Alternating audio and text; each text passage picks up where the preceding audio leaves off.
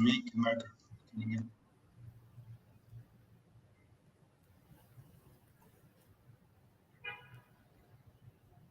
Okay.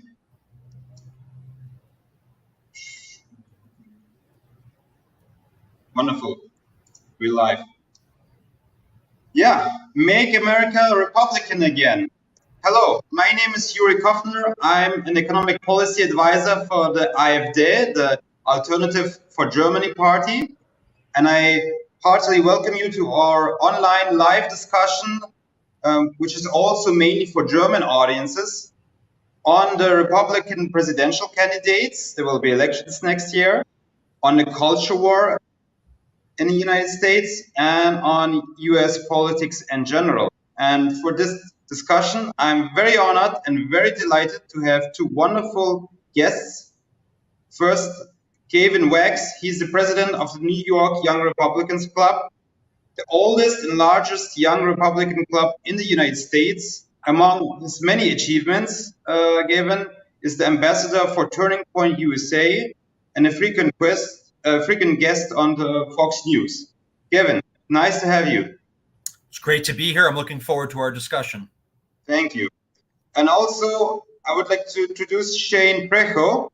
I hope I didn't butcher your last name. He's the Grassroots director for the Republicans for National Renewal. He's a long-time independent journalist, and his work has been promoted among many, such as former Fox News host Tucker Carlson, and even by the President Donald J. Trump himself. Shane, it's wonderful to have you. Thanks for having me. Appreciate it. Thank you very much. So let's step right in. But before we do that, I would like to ask each of you to quickly and briefly introduce yourselves. Where you're from in the United States, how did you come into politics, and could you please tell the audiences about the organizations that you represent and which goals they have? Gavin, could you please start?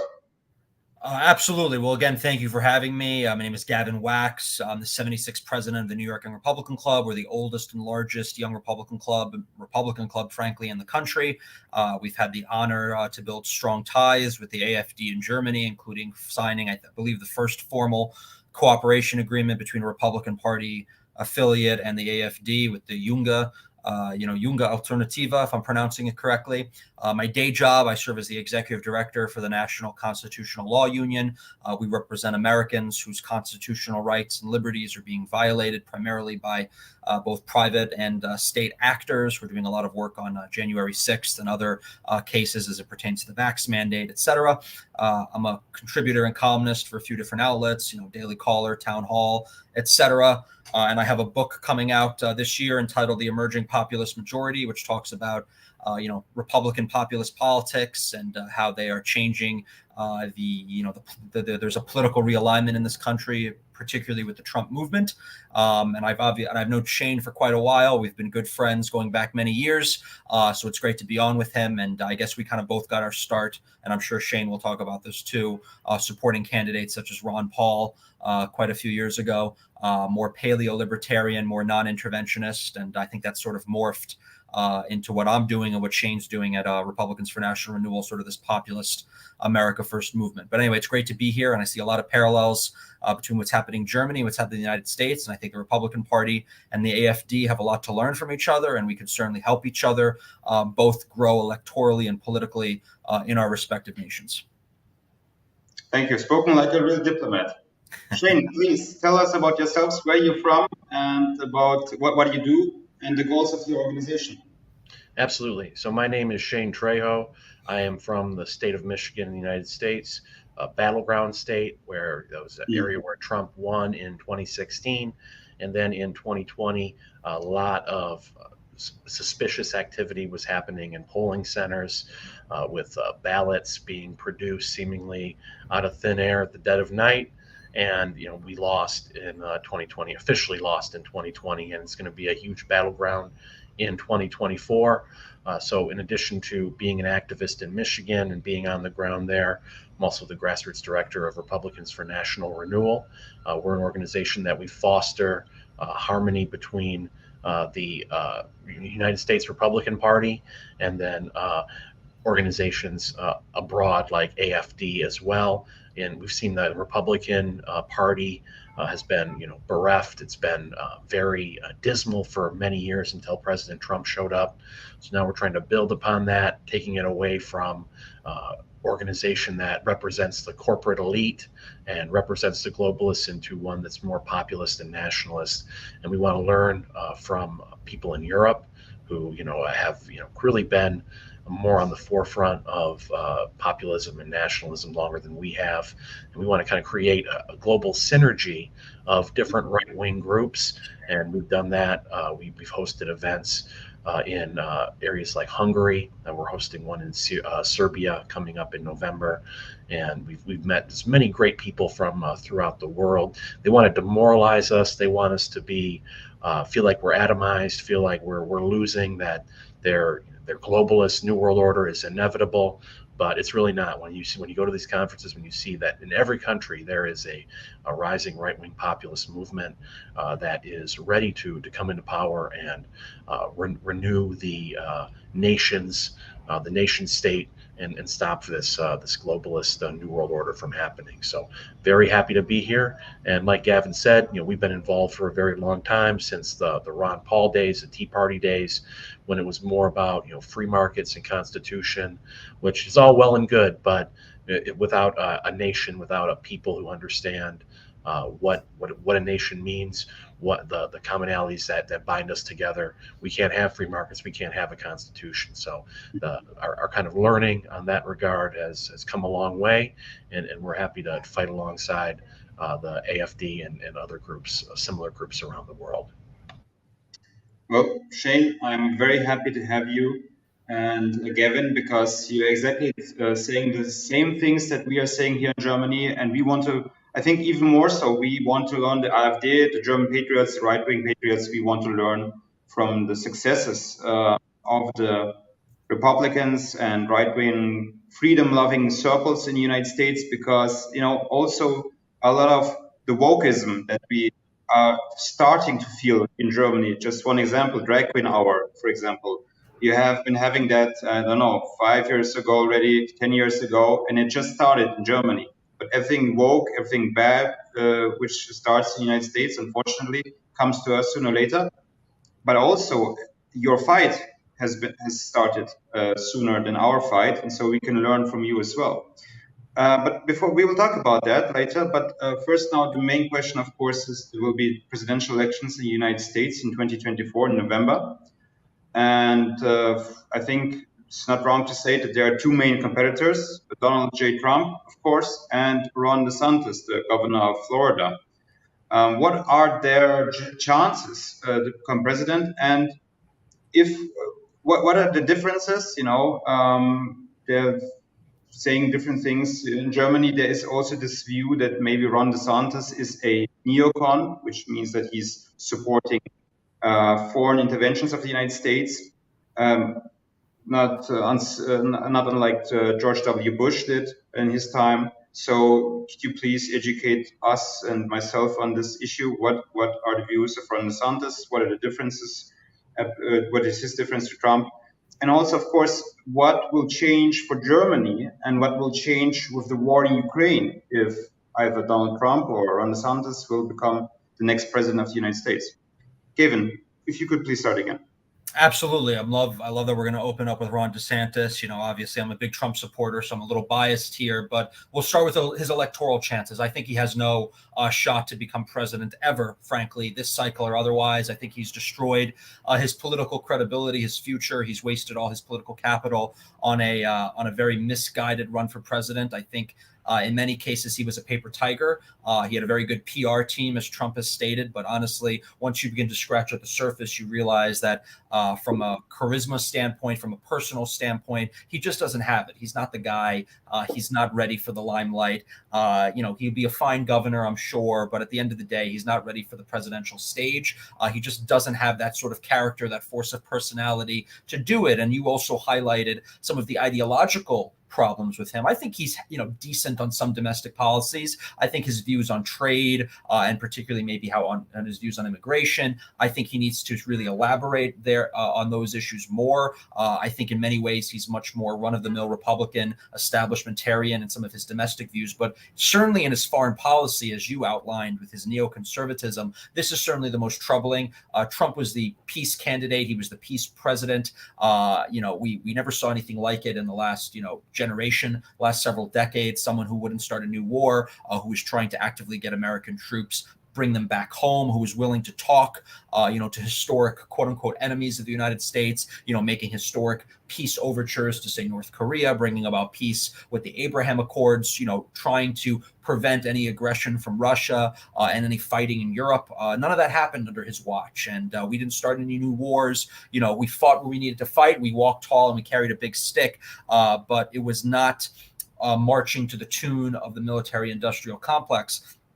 It's very clear that DeSantis would be a puppet of the Raytheons of the world. He would be a puppet of the Boeings of the world and all the other military contractors. It's very clear that he would like to see escalation vis-a-vis Russia. He would like to see escalation in Ukraine, all to the detriment not only of the United States, but certainly to our allies such as Germany. The war continuing in Ukraine is only going to bring more damage economically and in terms of the loss of life and physical destruction to Ukraine and Europe at large. This is a destabilizing conflict and it needs to end. It needs to be brought to heel. We need peace. We need negotiations. And I truly do believe that Trump would get that peace deal arranged in very quick order. I think we have all the leverage we need as the United States, being the primary supplier of funds and weapons and material to Ukraine. If we were to, use that leverage, we could certainly extract peace agreements and force them to the table. I think it's been very clear that the Ukrainians would have been willing to make peace if it were not for the intervention of Brussels, London, and Washington. With the Trump administration, I think that would change the calculus and we would reach a peace agreement very quickly to the benefit of us all. But broadly speaking, DeSantis is just not the guy. He's a run-of-the-mill candidate. He is backed by the establishment. He's backed by the mega donors, the donor class, this neo-never-Trump movement within the establishment that hates Trump, that hates the Trump movement, that hates populism. And he's really the Manchurian candidate on the right. He's the guy that's coming in who's going to, temper down the flames of populism, who's going to control this sort of renegade, rogue, out of control America First movement that the establishment and the elites cannot control. He's sort of trying to be the Trump without being Trump. He's trying to, say the right things when he needs to, but actually he's being very deceitful in how he goes about it. And I think he's being exposed as a fraud.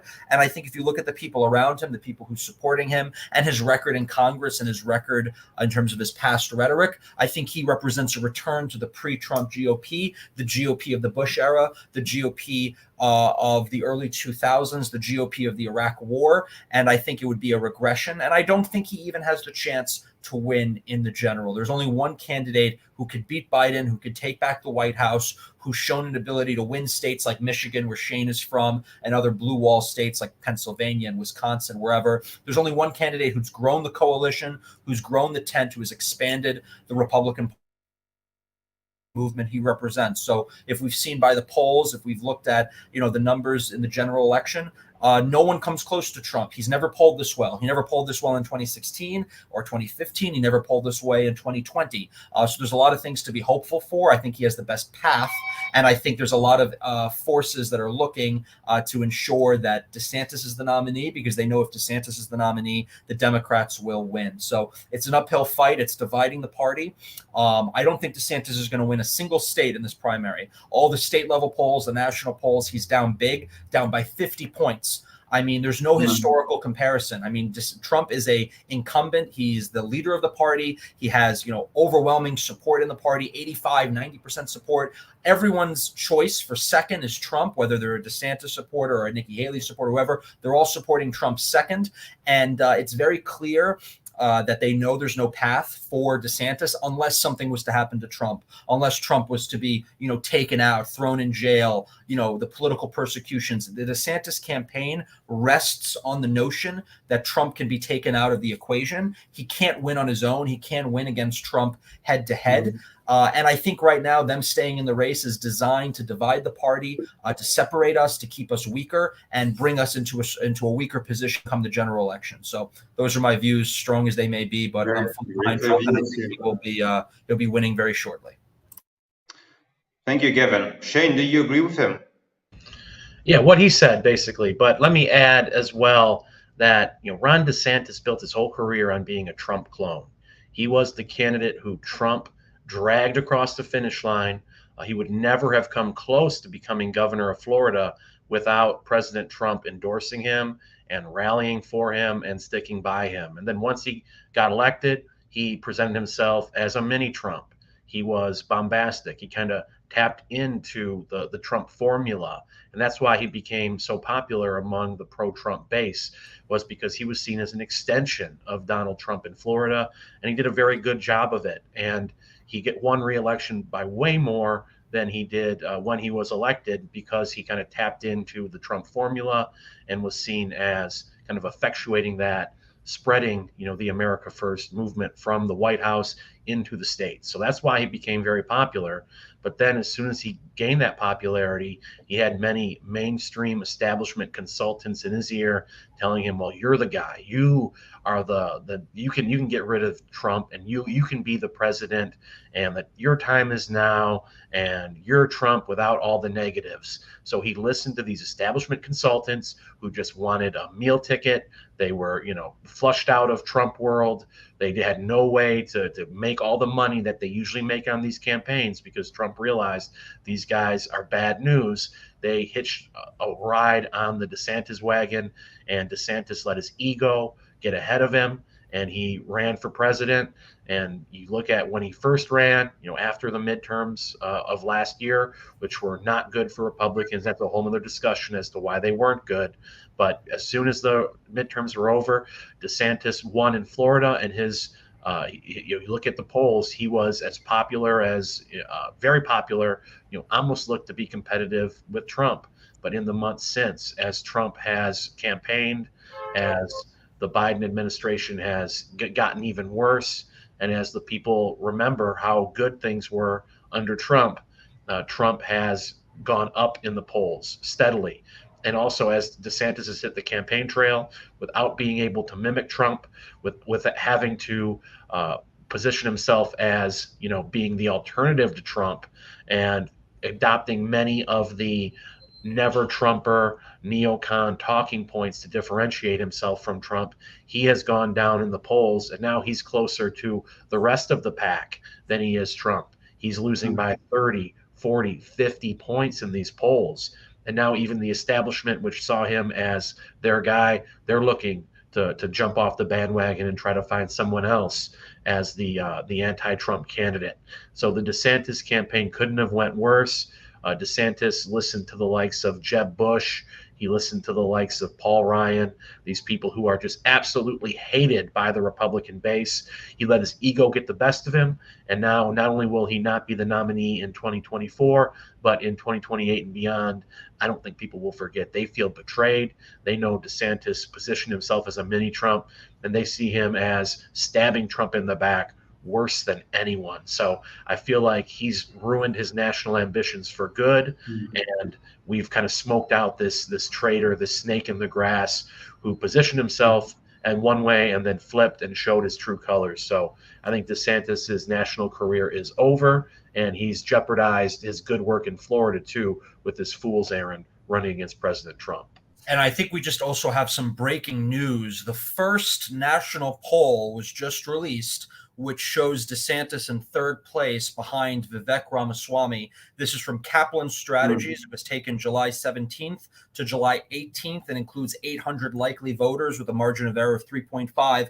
It shows Trump at 48. It shows Ramaswamy at 12 and change. And then it shows below him DeSantis at 12 and change, but slightly below. So this is the first, as of this show, the first national poll that shows DeSantis slipping into third. I mean, this is massive. We've seen polls in New Hampshire, which is the second state in the primary, with DeSantis almost neck and neck with Christie. We are watching the destruction of DeSantis's political career in real time. Everything that Shane just said is true. He's a consultant driven, a focus group driven, fake artificial candidate, and the people are seeing it. The more he's campaigned, the more they've pushed away from him, and I think we're going to see him completely collapse. And before the first caucus, before the first primary, which is less than 6 months away, to Iowa. And his entire campaign is based on potentially winning Iowa. And Trump doesn't even need to win it. You know, Cruz won it in 2016, and Cruz still got destroyed in the primary. And Trump never polled this well in 2016. So we're watching in real time the destruction of Ron DeSantis and, say, the rise of Vivek Ramaswamy, whatever you think of him.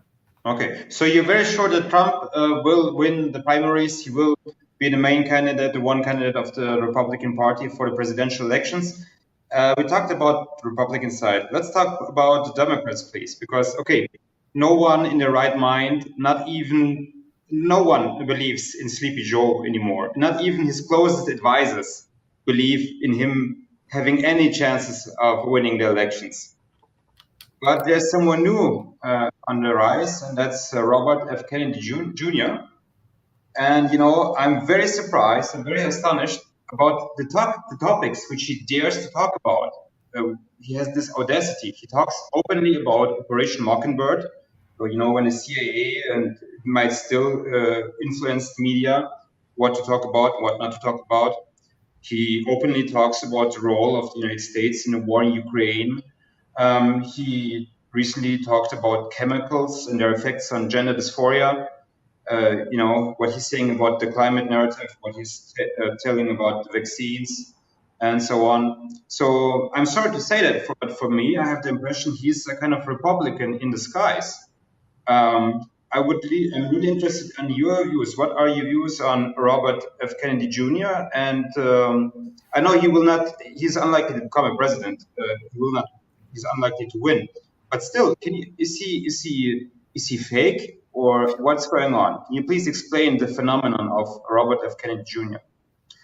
Shane, please, if you might start this time.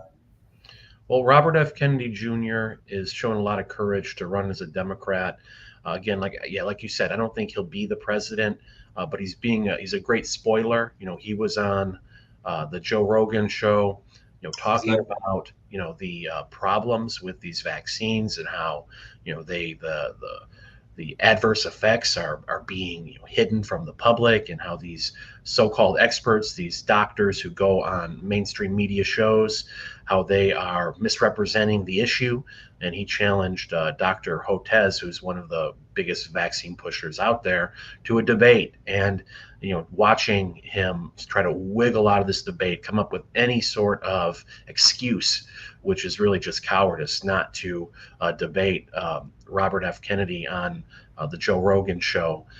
It showed just how weak and cowardly and how scared these people are of alternative views, of, you know, having to face facts that they want to gloss over.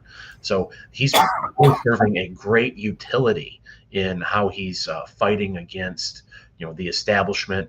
I don't think he's going to gain traction in the Democrat Party because, as unfortunate as it is, there are millions of people in our country who are diehard, you know, pro-establishment, pro-globalism. They would vote for Sleepy Joe. They would vote for anyone who they're told to vote for. They probably still believe that Trump's a Russian agent.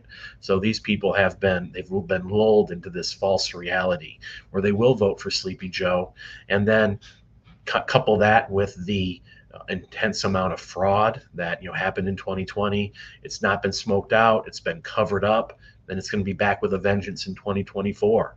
You know, COVID was rolled out in 2020 at the perfect time to enable, widespread mail-in ballots, no accountability, no signature verification. So they did in 2020. Don't be surprised when they do it in 2024. So I think they like having Sleepy Joe in there. They like having someone who's just a completely vacuous puppet who just follows orders and doesn't even have the ability to say no, to push back against the agenda that's coming down from on high. So I expect him to push Sleepy Joe, but you got to give RFK Jr. a lot of credit in being a wrench in this absurd and ridiculous and evil system, being a wrench in the gears of the Democrat Party and their totalitarianism and their extremism and their tyranny.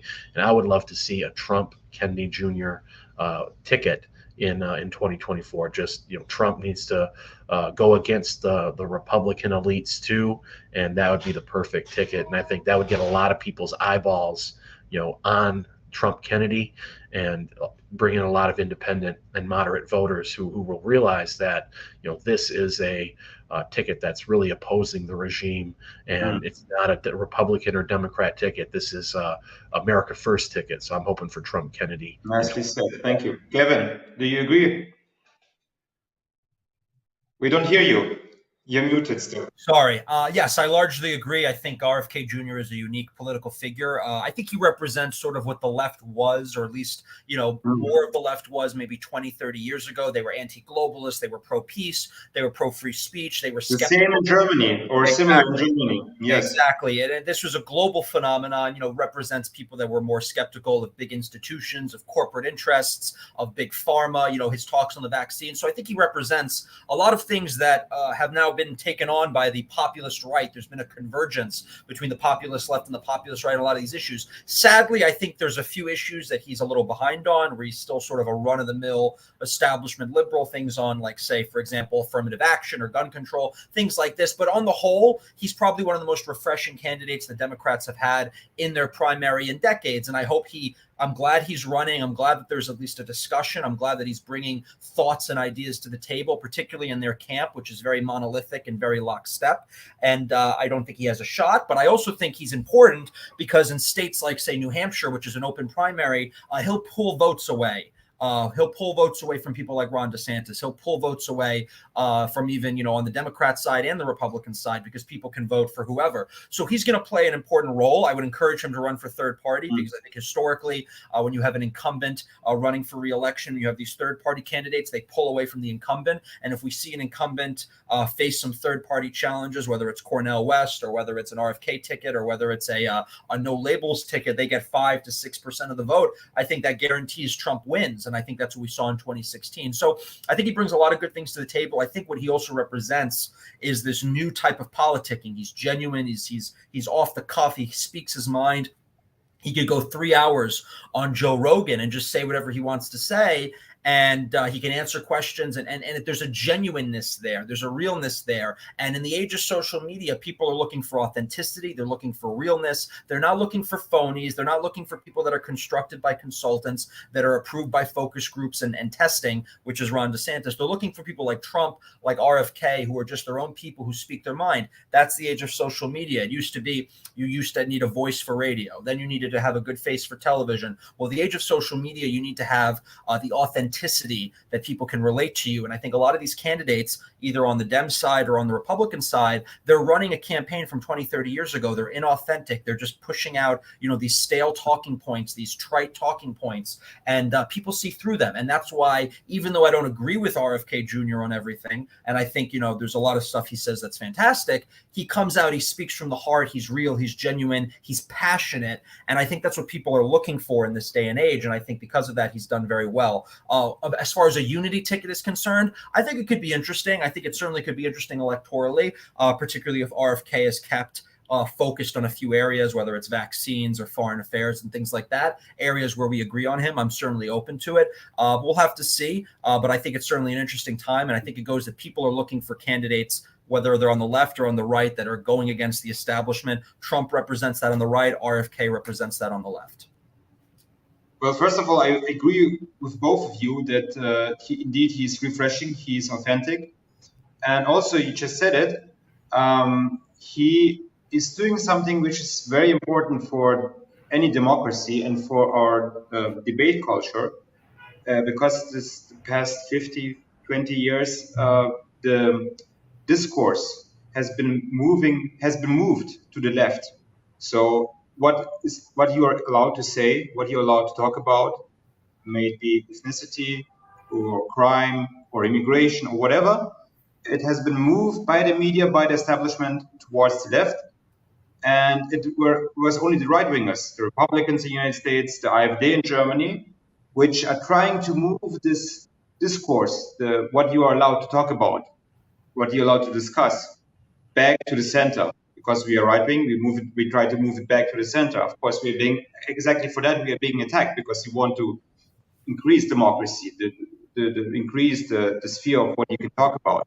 And now people like RFK in the United States, and maybe if you heard about her, Sarah Wagenknecht, which is also like a similar, very special person from the German Left Party.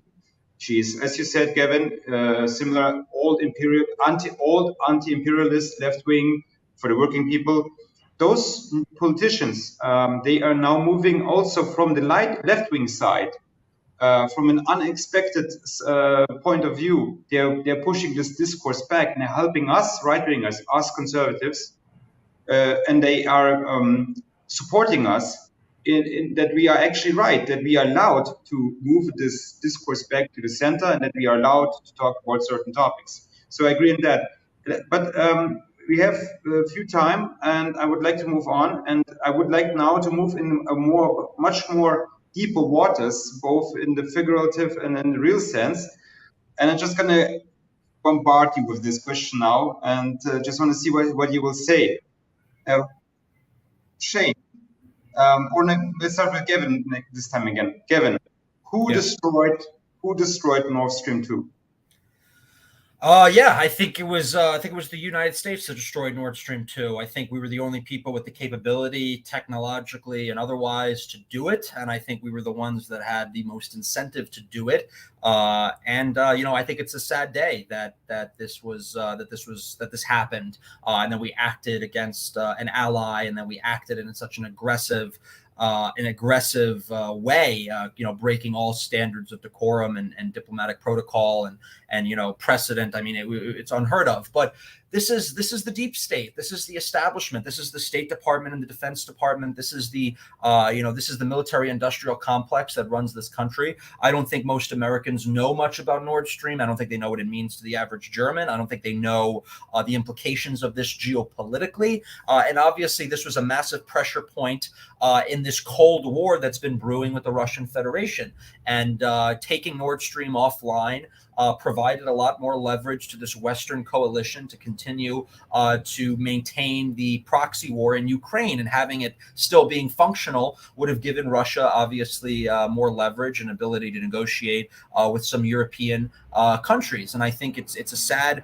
I think it's shameful that the United States continues to treat our European friends and allies as vassal states and as protectorates rather than independent sovereign states. But I also have to blame many of the European governments. I have to blame Brussels. I have to blame Berlin, because they don't stand up for themselves. And I know they're probably under a lot of pressure, but we need to see more leadership on the continent. We need to see people that are willing to buck Washington, buck London, buck Brussels, and chart their own path. We see it with some leaders such as Viktor Orban and a few others who are, leading a sort of national sovereign movement in their countries and standing up for their own, geopolitical interests on the world stage. But, until the United States sees a change in administration, I think we're going to continue to see Washington belittle, bully, and manipulate our European partners. And until Europeans in these various capitals begin to find their own backbone and are willing to stand up for themselves, I think this is going to continue, and we're going to see more things like Nord Stream. I think the AfD coming to power in Germany would certainly change the dynamics substantially, and we will be in a much different position, and we'll be talking about a lot of different things. But none of this is new. We had the Obama the Obama tapes that confirmed with WikiLeaks that they were spying on Merkel and our European allies. I mean, this has been going on for years, and the fact that the Europeans continue to go along with it just goes to show the sad state of affairs in Europe, where you're really not any more of a sovereign country. You're just a vassal state of this hybrid globalist power between the United States and Washington and the European Union in Brussels. Thank you. Shane? Well, I would have to agree with Henry Kissinger. It's definitely, U.S., Ukraine, allied, Western powers. I mean, it's clear that this was an act of terrorism done to hurt Russia, and it shows just how deranged and hypocritical the United States is. You call Russia a terrorist state for their incursion into Ukraine, then they'll do something like this, on the other hand. So it's, do as we say, not as we do. And then we wonder why we don't have credibility in the world, why we're losing all these wars, why people don't want to sign up for the military in the United States anymore, because this hypocrisy is adding up. It shows that in the, what we're doing in terms of foreign policy is alienating people. And the fact that Brussels, the fact that the German government is willing to look the other way and doesn't even really want an investigation into this, that just shows how corrupt these people are, how little they care about the common people, the ordinary people. They're just pawns for this ridiculous and dangerous game of foreign policy that they want to play. They see us as little pieces on a chessboard, and if we go hungry, if we can't heat our homes, then that's a small price to pay for their hegemony, for their agenda. So, and it only helps groups like AFD, because you can take the message that we want this investigated, we care about this sort of thing. We're not going to look the other way. We're not going to take the people and say that your needs are secondary to this needs of this global elite that are rich, and they don't care about the people. They are completely in their own bubble. And we can make the case that we're for the people, that we want what's best for the people. So as shameful as this whole situation has been, it's definitely going to be a shot in the arm for you guys. And as the U.S. and their allies overreach more and commit these heinous acts, we can show the people that we're the alternative. We're the only sensible alternative to bring these ridiculous policies to an end. You said it nicely, Shane. You are the alternative. We are the alternative for Germany. And many German patriots, they have this view, and Gavin already said it, that Germany is occupied by the United States, that we are a vassal state. And, it's very refreshing to hear this actually confirmed from both of you, because you are American patriots. You want the best in the national interests of the United States. So please don't be offended, but as you are patriots, I'm a patriot. How does that fit in with that? Of course, if you want the best for the United States, having an hegemony over the Western world and over Germany, which is very important for control over Eurasia, wouldn't that be also in the Republican interest? And, how you are in favor of a strong United States. So how does that fit with this potential of cooperation, having a more sovereign Germany, a more sovereign Europe? So I would point out that the elites that are running this sort of geopolitical strategy, that are part of this, this empire building, this American empire, they're post-national elites. They don't care about the national interest of the United States. They see the United States, or what remains of it, as a vehicle to promote their own globalist, elite-driven agenda.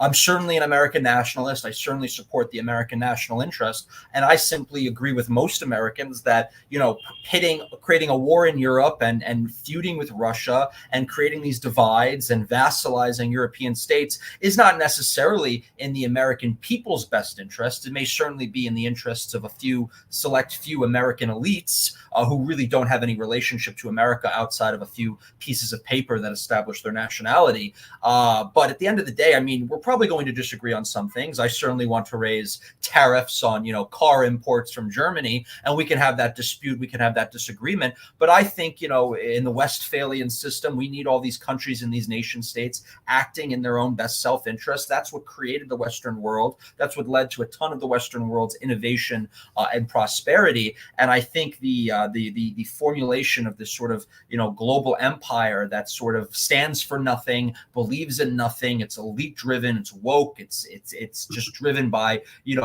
pure profit motives of a few corporate and oligarchic interests. I don't think that's the American national interest. I just think that the rotting corpse of the American Republic is being used as a vehicle to achieve those ends in the interim. We want to get rid of that, and we want to unite with other like-minded conservatives, populists, nationalists in these different countries. We're certainly going to disagree on some things. Our views are not always going to align, but I think the overall fight that we're in is the shared fight, because we're fighting against the same common enemy right now. And once that common enemy is defeated, then we could go back to maybe bickering over the import tax tariffs and other things like that. But this is minor stuff compared to the sort of systemic and civilizational fight that we're all waging. And I don't believe that the American empire stands for anything that Americans want. I mean, I'm not against empire as a concept, but if it's an empire that's serving a select few at the expense of the many, expense of the heartland, at expense of the regular American people, the working and middle class, the American families, the American small businesses who are struggling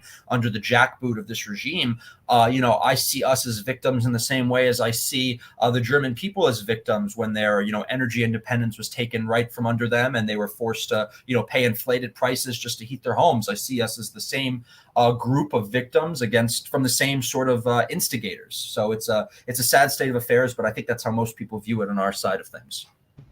And I think that's where one place I think where we will disagree, Gavin, is I think that having an empire does hurt the people. I think that it's never a good thing when you have ruling elites who are getting involved in other countries. It results in blowback. It results in more people hating us. You look at what's been going on with foreign military interventions in the United States that have been happening over the course of many decades, mostly unbeknownst to the American people. What does that do? When you go into a country, you overthrow their government, you put in a harsh, repressive regime, that creates more disdain toward the American people. That's what motivates people to take up arms against the United States. So it's made us less safe. It has exploded our debt. The debt is on the backs of the American people. And, yes, corporate interests get richer. Yes, government gets more powerful and they get more prestigious. They grow the bureaucracy in Washington, D.C. But what's happening to the ordinary American people? They're getting put in the meat grinder. They get killed in these wars for nothing that advance no practical purpose for the American people and their safety. They come back home. They develop drug addictions. They become suicidal. It just contributes to the immense cultural rot that's going on in the United States. So, and we have enough natural resources here to become the greatest country without relying on any other countries, without having to intervene in any other countries, without having to tell other countries what to do. So there's no practical reason for us to have an empire, and I'm against the concept completely in general. So let's focus on putting America first. Let's secure the border. Let's do what's best for our people. Let's harvest our natural resources. Then we'll be the #1 country in the world, just like we were during the Golden Age when America rose as a world power. We didn't have a global empire. I don't think we had a central bank. So let's just rely on the ingenuity of the American people. Let's let the Germans be Germans. Let's let the Russians be Russians. And let's focus on solving our problems in America. Let's bring the troops home. Let's not have all these military bases. We don't need the CIA. We don't need the deep state. Let's get back to what made America great in the first place, and that's having a republic, not an empire. That's very nicely said. You're making me an American patriot already. We are a little bit over time, but this is, for me personally, this has been such an interesting discussion. And there are two questions which I cannot not ask you. So just going to continue because I want to ask those two questions. One of them is, the digital platforms such as Meta, Facebook, and so on, Twitter, TikTok. They are the new lords of the postmodern world. They are our overlords because they have the power. They censor conservative views. and any views in general which are not approved by the establishment. They shadow ban conservatives. They re-educate the youth. They absolutely violate the freedom of speech, the First Amendment. And that's why I would like to ask you, because this is for me such an important issue. This is This is the new power in the modern world. And what did the Republicans in Congress and what did Trump already do to curtail the misuse of this immense power by the digital giants? And in your opinion, what should be done in the future to control those giants? Shane, please, if you might start. Well, I mean, I don't think the Trump did enough. I mean, I know he issued some executive orders. He really called them out, but not enough. And then Republicans in Congress, they're all owned by big tech. They'll go up there and have a dog and pony show hearing and not really do much of anything, just offer fluff, offer lip service, and then go back to being bought off by the big tech giants, unfortunately. But what really needs to be done is needs to be a utility. Need to be regulated like a utility, and that way, there's free access, so that there's I'm sorry, like a utility, you mean like an infrastructure, right?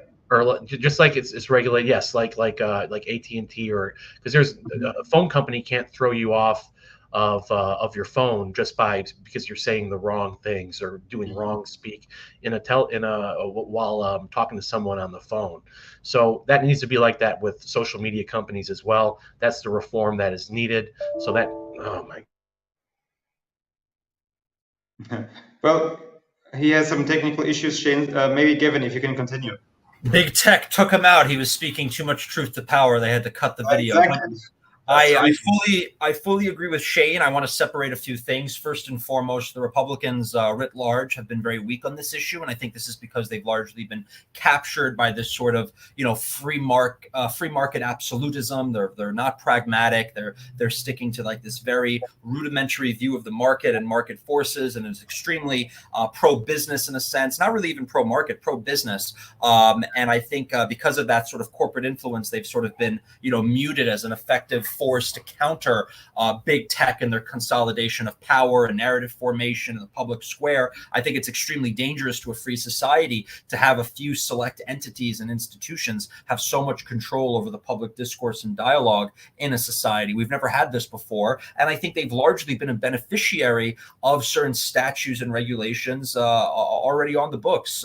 Section 230, I mean, really basically protects them from liability and litigation in a lot of senses. I mean, that's an easy thing you could start with to reform. But I also agree with Shane more broadly. I think we need a regulatory framework that's akin to how utilities and phone lines are regulated to take care of social media, and that they can't simply censor and it's moved beyond censorship now. Censorship is sort of the rudimentary thing that they do. What they really do now, it's algorithmic. It's how they suppress voices and elevate voices using the algorithm, and you can't really see it. You can't really quantify it or really tell you how it's happening unless you see the source code or whatever's going on behind the scenes. And that's how they're really manipulating public discourse and the public perception of reality. And I think that's extremely dangerous. So I think there's a lot of things that need to be done. I think the regulatory, legal, and judicial framework surrounding big tech and social media is not really up to speed. It's not really up to date. And I think Republicans need to be very strong on this issue, and they need to drop the free market absolutism and approach this from a more pragmatic point of view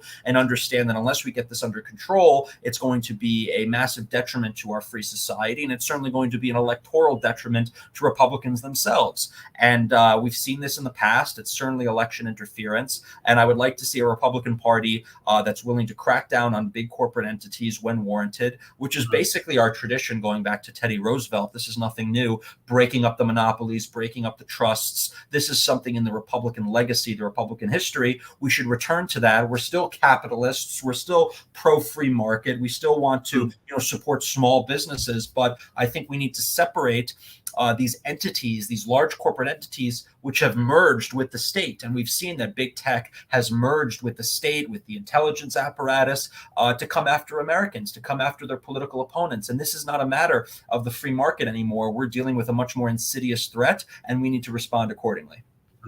Thank you. Shane, are you with us still, or did the big corporations throw you out? Well. Oh, yeah. Okay, great.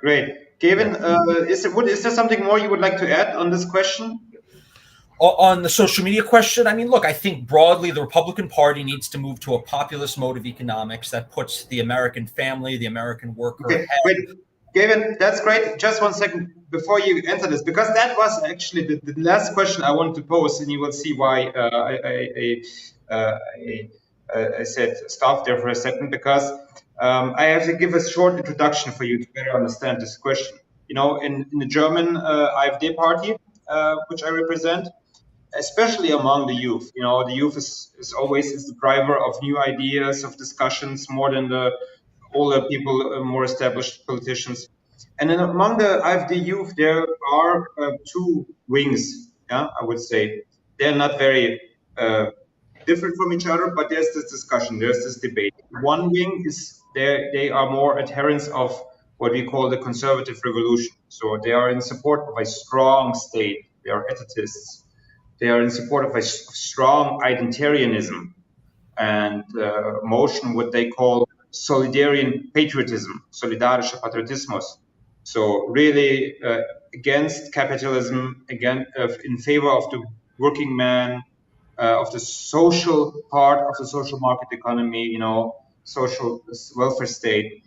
And then the other wing is goes more in the direction of libertarianism, you know, adherents of the Freiburg school, or the liberalism is called, of the social traditional German social market economy from the 1950s, of Austrian economics. And there's like, they're both patriots. I'm more part of the Austrian part, to be honest with you, but you know, we are both patriots, and we both want the best for our country. But we argue on those issues, how to best achieve it. And I'm quite interested, because what you said, Gavin, was a perfect introduction for this question. Is there a similar debate within the Republican Party, you know, and in particular, this question, which I'm very fond of understanding, is, you know, is capitalism, is free market, are those concepts or ways of doing things, are they contradictory to conservative values? Are they contradictory to having a traditional family? Are they, capitalism and free market, contradictory to having a nation state, to being religious? Are they contradictory to the working man, you know, the small businesses, the somewheres, as they're called by David Goodhart? Now, I think this is a very important issue, and Trump has touched on this issue with his, you know, his new way of saying things and doing things. What is your view on this? You know, especially because, you know, for Germans, the United States is the country which made capitalism great, you know, and so please, Gavin.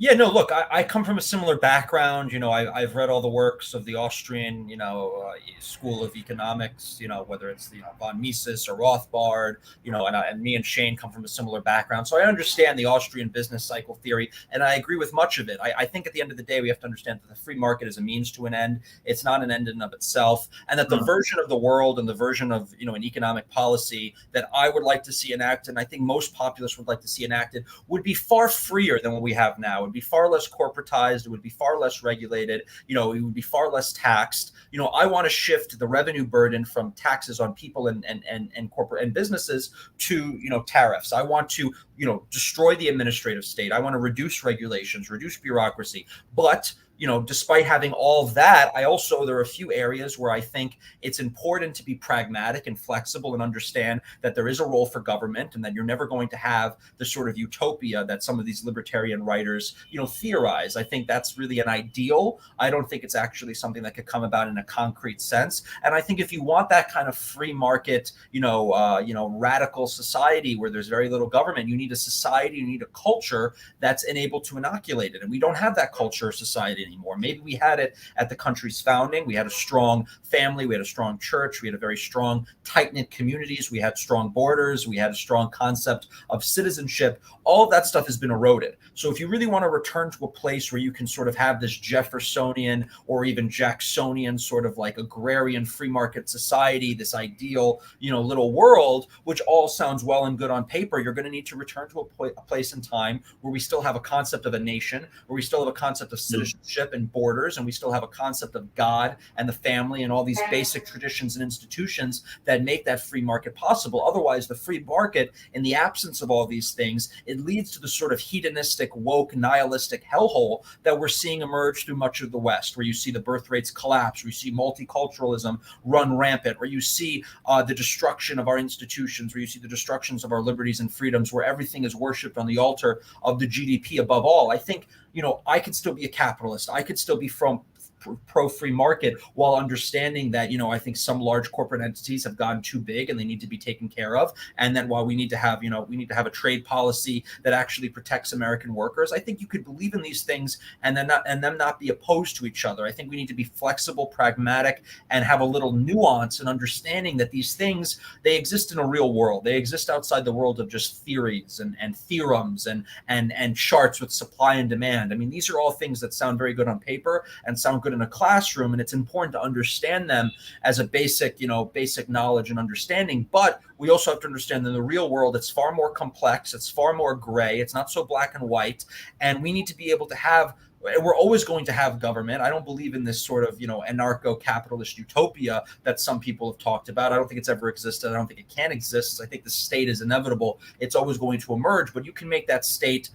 you can mold that state in a way for the best interests of the people, society, culture, and traditions that you wish. The left understands that. They mold the state to comport with their twisted worldview. We need to mold the state and wield power to comport with our worldview. And our worldview would be still largely a free market society. I think small businesses would be flourishing. I think it would be very easy to start a family, to own a home, to live off one income, to control inflation, to have people without a college education have a good blue collar job where they can support themselves and their families.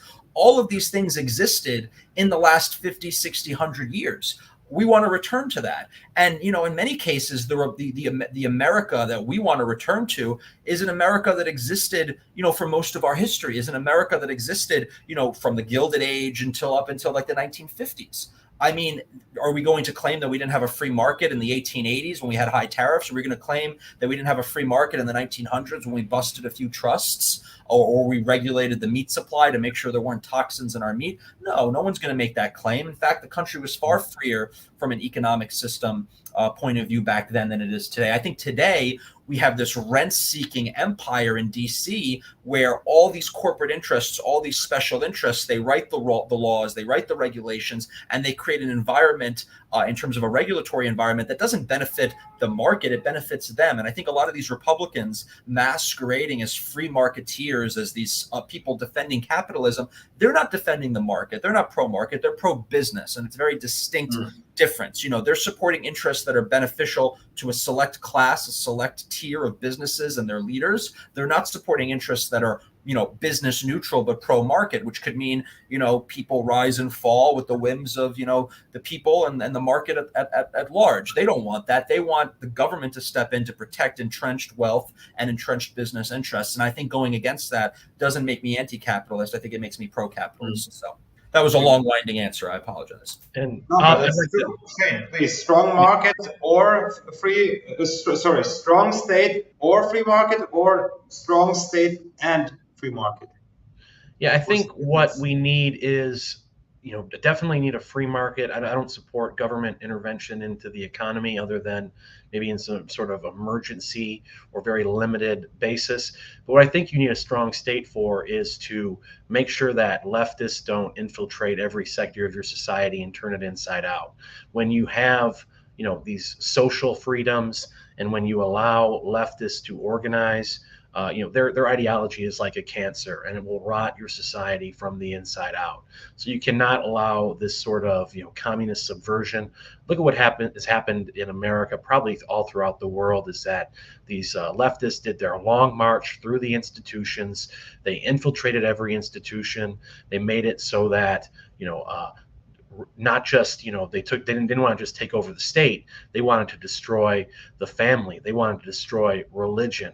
They have infiltrated every sector of society, and while Americans were sleeping. So this sort of subversion cannot be allowed.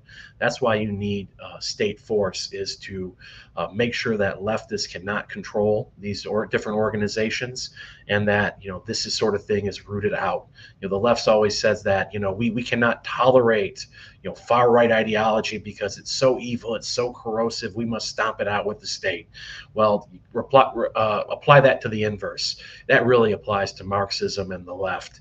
And when you allow these people to go on unabated, your society will crumble and your families will be ripped apart, and Christianity and all true faith will be destroyed. They'll turn your kids transgender just so that they can control them easier and make them their foot soldiers. So we're seeing the end game of that, and there will be state power that will be needed to end leftist treachery and save our civilization.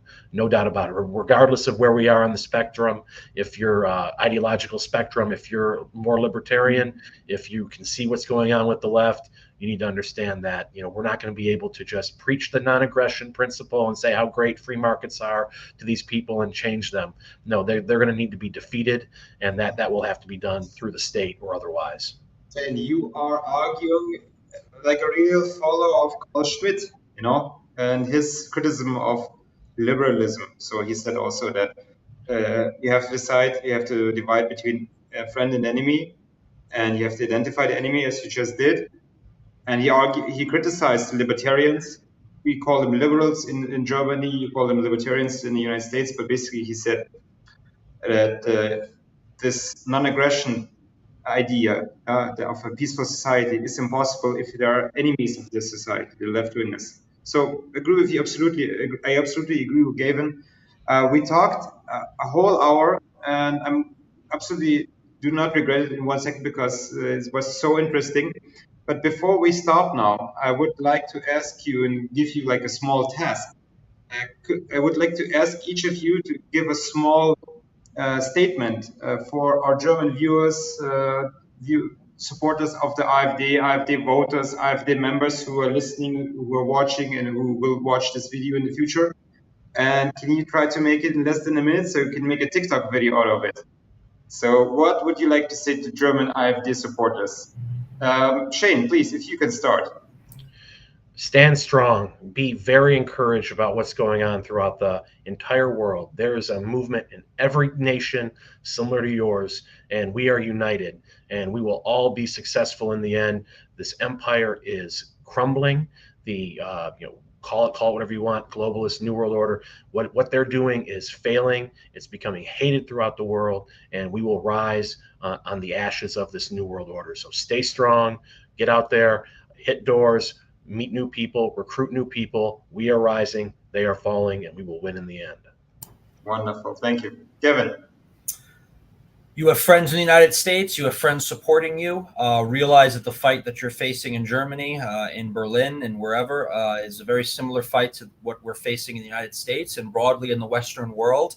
That you should ignore the noise, you should ignore the attacks, and you should keep working and building methodically towards creating a party and an institution that can last for the next few generations, and that could certainly enter into the halls of power in Germany and bring about a national rejuvenation and push off sort of the globalist, elitist attacks that have been destroying much of the Western world.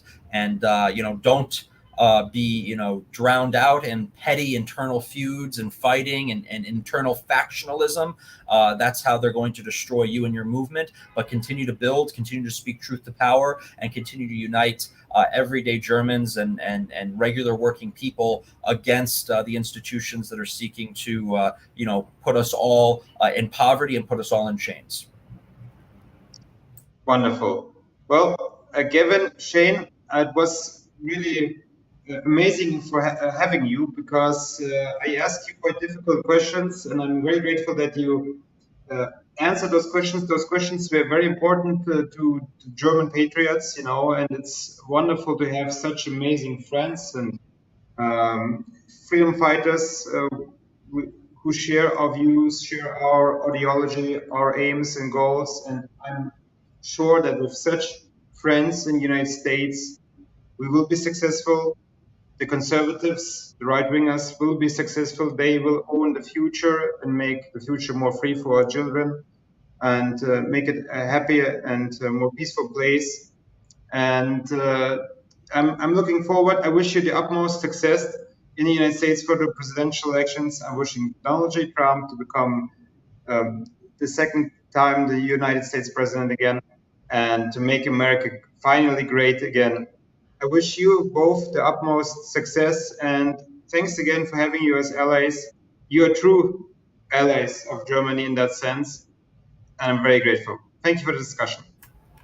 Thank you, sir. Have a good one. Thank you.